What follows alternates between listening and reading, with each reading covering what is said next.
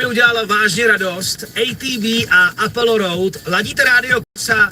Chodí mi sem dotazy, jestli se uvidíme na nějakém mejdanu naživo, že byste rádi vyrazili za písničkou, trošku zavrtět bokem, tak já bych vás rád pozval.